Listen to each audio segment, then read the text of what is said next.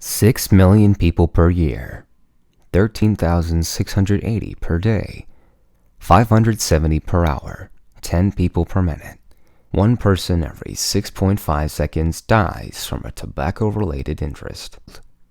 It's in the same category as Ebola, for crying out loud. Who in the world would choose to put their body and mind through a disease?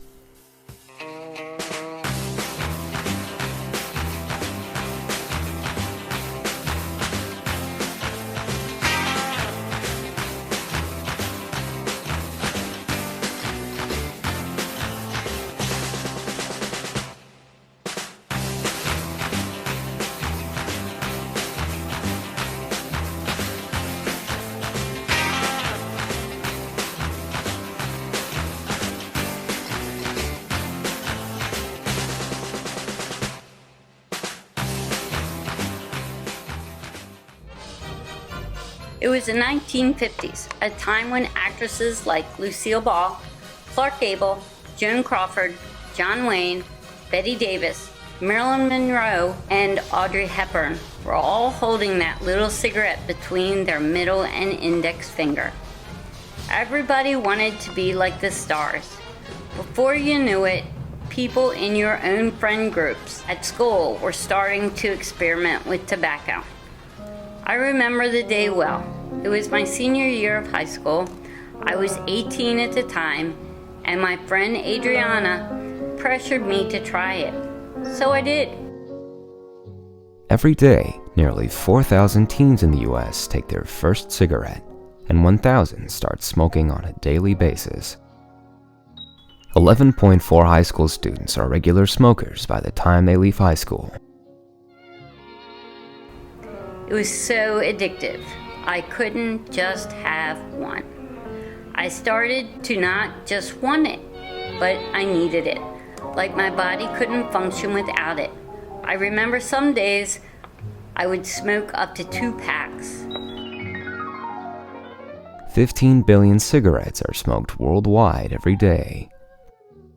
The addiction rate for smoking is higher than the addiction rates for marijuana, alcohol, or cocaine.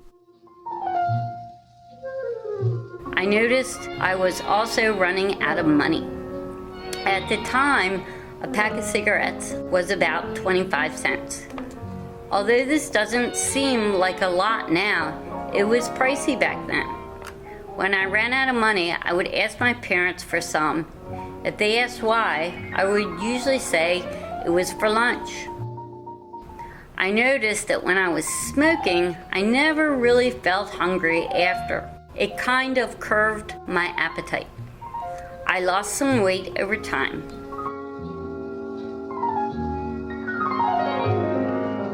Plus, I remember getting sick more often than I normally would have.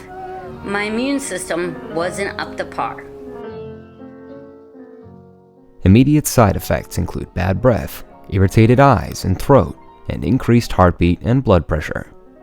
Short-term harms include respiratory problems, reduced immune function, increased illness, tooth decay, gum disease, and precancerous gene mutations. I remember the time I got pneumonia. It was one of the worst experiences of my life. My parents were always concerned with my health. They never knew I smoked, and the thought would never have crossed their mind that their sweet old Eugene would buy cigarettes.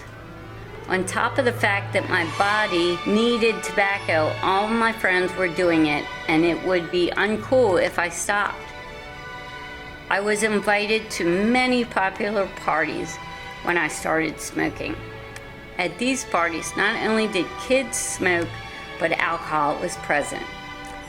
I guess you could say cigarettes were my gateway to alcoholism. Tobacco is a gateway to other substances such as chewing tobacco, candy-flavored tobacco, and e-cigarettes. Tobacco can lead to other unhealthy habits, such as alcoholism. Along the way, I remember trying chewing tobacco just for the heck of it. People who chew tobacco increase their risk of oral cancer by 80%. My story doesn't come without a consequence. When I was 30, my doctor diagnosed me with a cancerous tumor in my head. Cigarettes release over 7,000 chemicals. About 250 are toxic, and about 70 can cause cancer.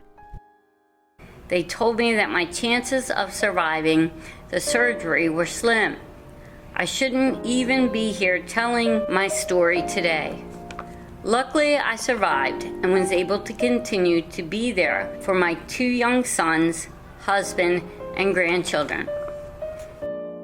However, my story has left me with a mark. Every time I look in the mirror, I can't forget my story.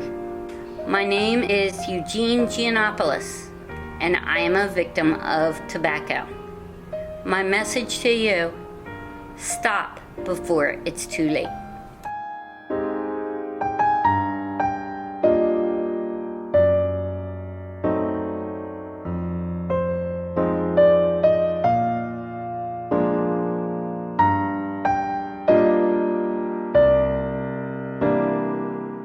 My grandmother's story has inspired me to work with organizations such as SWAT, Students Working Against Tobacco, Tobacco-Free Kids, and Tobacco-Free Florida, to fight back against big tobacco companies and declamorize them.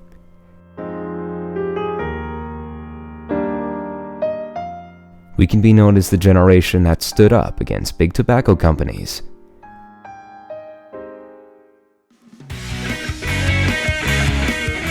Together, let's end this.